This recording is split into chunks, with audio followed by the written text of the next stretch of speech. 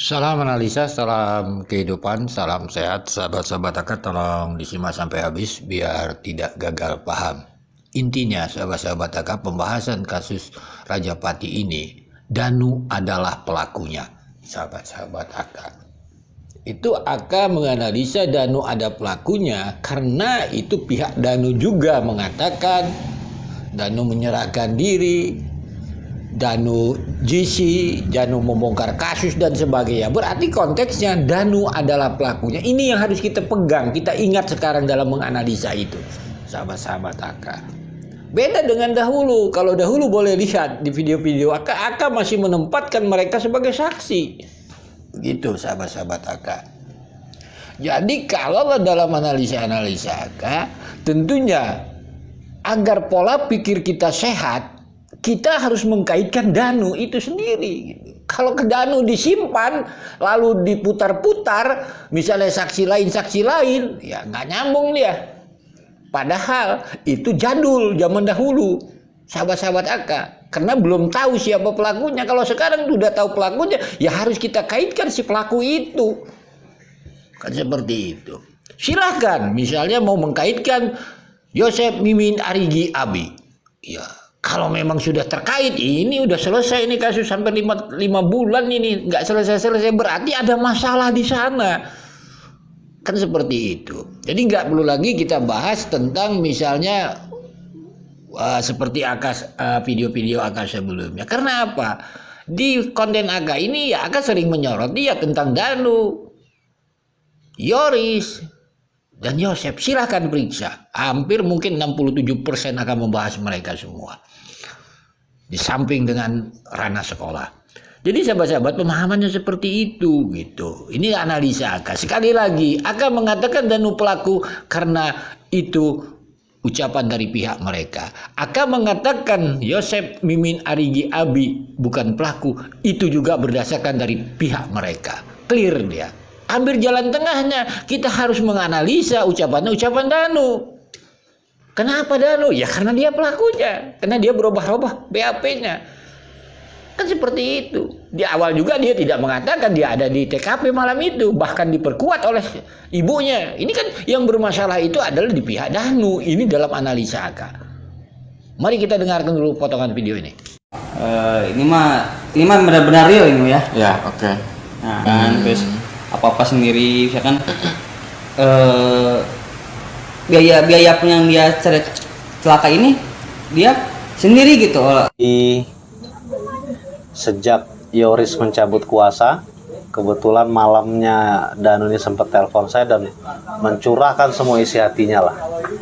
Dia nangis terseduh-seduh sama saya dan menyampaikan bahwa memang kejadian Yoris mencabut kuasa benar-benar membuat Danu itu terpukul lah. Sahabat-sahabat AK. Jadi kita tidak perlu lagi membahas etika gitu.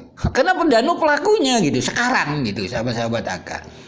Yang perlu kita pertanyakan gitu, kenapa Danu harus menangis terseduh-seduh ditinggalkan Yoris? Apakah ada sangkut pautnya dengan cerita cupu? Kan ini duduk permasalahannya. Rangkaian-rangkaian peristiwa itu kita bisa cerna gitu. Ini kan perlu pemahaman, nanti semua akan jejak digital akan bisa menjawabnya sahabat-sahabat AK gitu. Padahal di sini sahabat-sahabat AK mudah dicerna cerita-cerita mereka di publik ini gitu. Waktu dahulu, ya mau cerita apa aja silahkan, tetapi sekarang tidak bisa mengatakan yang dahulu itu benar. Orang faktanya Danu adalah pelakunya. Ini kan cerita mereka juga gitu. Jadi sekali lagi sahabat-sahabat AK, pemahamannya itu sahabat-sahabat AK dalam analisa AK. Kenapa kita kesel aja sahabat-sahabat AK gitu? Masa kita harus dibawa mutar-mutar lagi terus? Dan sebagainya. Ayo bersama-sama kita supaya suarakan agar Danu ini bisa membuat kasus ini terang benderang begitu.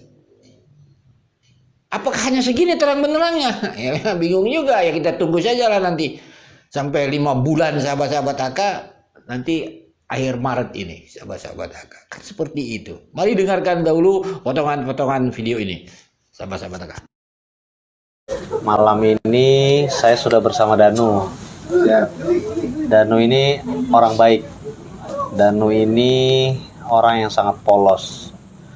Jadi sejak Yoris mencabut kuasa, Kebetulan malamnya Danu ini sempat telepon saya dan mencurahkan semua isi hatinya lah.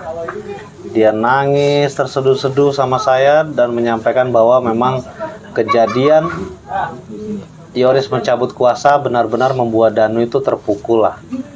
Terpukulnya bukan karena Danu merasa kesepian. Terpukul karena Danu ini ternyata memiliki etika yang luar biasa.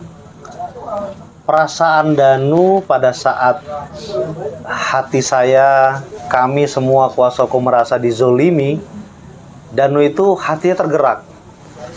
Dan dia berkali-kali meminta maaf kepada saya.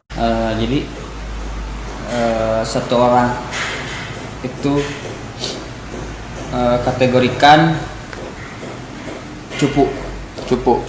Jadi istilahnya diperalat gitu. Jadi diperalat itu dia kesana sini dan juga dia tidak memikirkan apa yang telah terjadi oleh dirinya gitu kan. Nah terus ini mah benar-benar real ini ya. Ya, oke. Nah terus pada saat ini mah satu kejadian dia itu misalkan kecelakaan ya, gitu kan. Tapi dia itu dirinya berhura-hura atau ya santai-santai lah gitu kan.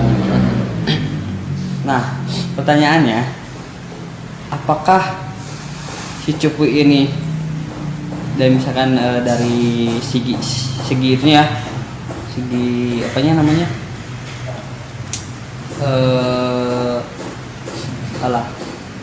kalau di garis bawahi cupu ini emang benar tidak mampu lah gitu. Tapi si bosnya cuek-cuek aja yang telah terjadi pada si cupu ini gitu.